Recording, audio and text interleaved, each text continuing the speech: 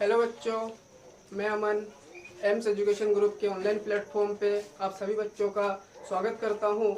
जैसा कि आप लोगों को कल बताया गया था कि आज से आपकी क्लासें डलनी शुरू हो जाएगी, तो उसी चीज़ को हम फॉलो करते हुए आज आपकी पहली क्लास डालने जा रहे हैं, जो कि मैथ्स की रहेगी।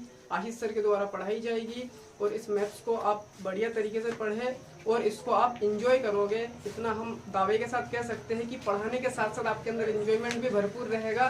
तो आप पढ़िए और इस मैथ्स को एंजॉय करिए। क्लास 9 के चैप्टर 1 का हम पहला क्वेश्चन पढ़ेंगे आज। क्या शून्य एक परिमेय संख्या है?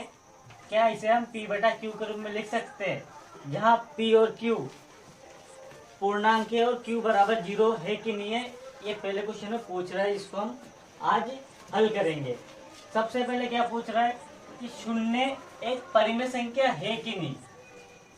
हमें सबसे पहले इसका आंसर निकालना है। तो इससे पहले हमें ये पता होना चाहिए कि परिमेय संख्या होता क्या है। इसके लिए हमें परिमेय संख्या का परिभाषा याद होनी जरूरी है। अब देखना, परिमेय संख्या किसे कहते हैं? ऐसी संख्या जिसे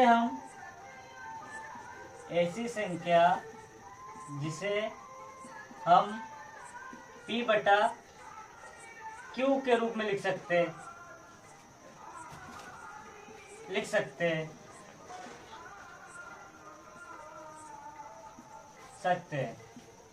और इसमें क्या कंडीशन होता है?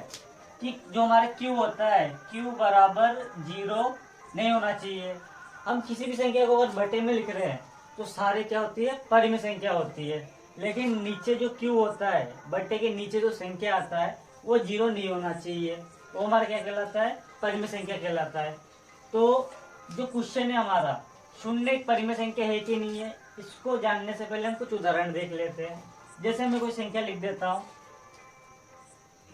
मैंने लिख दिया 2/4। 2/4 क्या है? जिसे हमने किस रूप में लिख दिया? p बटे क्यू। p बटे का मतलब इसे हम भिन्न के रूप में लिख सकते हैं। 2/4 p बटे क्यू के रूप में लिखा हुआ है। और जो q बराबर हमारे क्या है? 0 नहीं है, मतलब ये हमारा क्या हो जाएगा? परिमेय संख्या हो जाएगा। इसी तरीके से अगर मैं कोई सिंगल संख्या लिख लूं, जैसे मैंने 5 लिख दिया, अगर आपसे पूछा जाए कि 5 परिमेय संख्या है कि नहीं, तो 5 तो बटे में है ही नहीं, तो ये परिमेय संख्या है कि नहीं हमें कैसे पता पड़ेगा? हमें इतना आता है कि जब किसी भी संख्या के नीचे कुछ नहीं होता तो क्या होता है? 1 होता है। इसका मतलब 5 भी हमारे क्या है? परिमेय संख्या है। इसी तरीके से हमारा जो क्वेश्चन है, शून्य क्या परिमेय संख्या है कि नहीं, इसको देखते हैं अभी। शून्य, देखो शून्य हमने अभी हल किया कि जिस संख्या के नीचे कुछ नहीं होता क्या होता है? 1 होता है। मतलब 0 के नीचे भी क्या होगा? 1 होगा। तो इसका मतलब क्या है? शून्य भी हमारे क्या आ जाएगा? परिमेय संख्या हो जाएगा, क्योंकि नीचे जो है हमारे शून्य है ही नहीं, मतलब ये कंडीशन अप्लाई नहीं हो रही। इसका मतलब शून्य भी क्या है? परिमेय संख्या है। इस तरीके से 2-4 उदाहरण हम और देखते हैं। जैसे 7/3 भिन्न में p बटे क्यू के रूप में है और नीचे वाली संख्या 0 नहीं है, मतलब 7/3 में हमारा क्या हो जाएगा? परिमेय संख्या हो जाएगा। इसी प्रकार अगर मैं सिर्फ 4 बता दूं तो भी क्या हो जाएगा? ये परिमेय संख्या हो जाएगा, क्योंकि इसके नीचे हम क्या लगा सकते हैं? 1 लगा सकते हैं। तो ऐसे जितने भी संख्या होती है, जैसे 4/3, 8/2, 9/5, ये सारी क्या होती है? परिमेय संख्या होती है। और इसी तरीके से और कितनी सारी संख्या परिमेय होती है और अपरिमेय होती है। इसके लिए हम इससे पहले हमने पहला क्वेश्चन पढ़ लिया था, उसमें हमने परिमेय संख्या के बारे में जाना था। अब इसका दूसरा क्वेश्चन क्या है कि 3 और 4 के मध्य 6 परिमेय संख्या ज्ञात करनी है।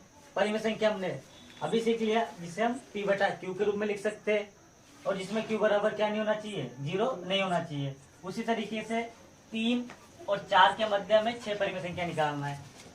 परिमेय संख्या, हर संख्या के मध्य अनेक परिमेय संख्या होती है, लेकिन हमें कितना ज्ञात करना है? 6 ज्ञात करना है। अब इसके कुछ नियम है, देख लेते हैं। देखो, सबसे पहले किस किस के मध्य निकालना है? 3 और 4। तो सबसे पहले इधर 3 लिख दो, इधर 4 लिख दो। अब इसके बाद हमें क्या करना है? इसमें हमें कुछ संख्या लेनी पड़ती है। हम कुछ भी संख्या ले सकते हैं, लेकिन ज्यादातर बड़ी संख्या लिया करो। तो हम इधर 7 ले लेते हैं और इधर भी क्या ले लेंगे? वही सेम संख्या लेना है। अगर इधर हम 7 ले रहे हैं तो उधर भी 7, इधर अगर 5 ले रहे हैं तो उधर भी 5 लेना है। तो क्या करना है इसके बाद, अगर हम इधर कोई सा भी संख्या लेते हैं लेकिन उसमें कितना जोड़ना है, एक ही जोड़ेंगे। इधर भी क्या करेंगे, वही एक जोड़ना है। संख्या कोई सा भी ले, समान ले रखना है दोनों में और जोड़ना एक ही है। अब इसके बाद क्या करेंगे, इन संख्या को जोड़ देंगे तो कितना हो जाएगा, 8। 8 हो गया। अब जो संख्या आएगा उसको इस संख्या से गुणा करना है। 8 को हम 3 से गुणा करें कितना आएगा, 8 तिया 24।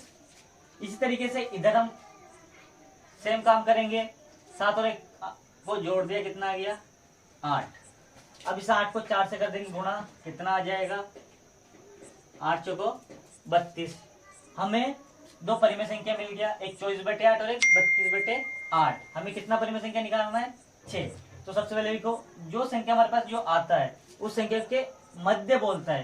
तो मध्य मतलब इन दो संख्या को छोड़ देना है। तो सबसे पहली संख्या क्या हो जाएगी, 25/8, फिर 26/8, फिर 27/8, फिर 28/8, फिर 29/8, फिर 30/8। हमें कितना निकालना था, 6।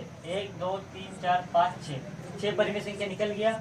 अगर मान लो तुमने कोई संख्या डाल दिया और 6 नहीं निकल रहा, तो क्या करना है, बड़ी संख्या डालो, फिर तुम्हारा क्या निकल आएगा, आंसर निकल आएगा। इसी तरीके से हम क्या निकाल सकते हैं, किसी भी संख्या के मध्य परिमेय संख्या निकाल सकते हैं।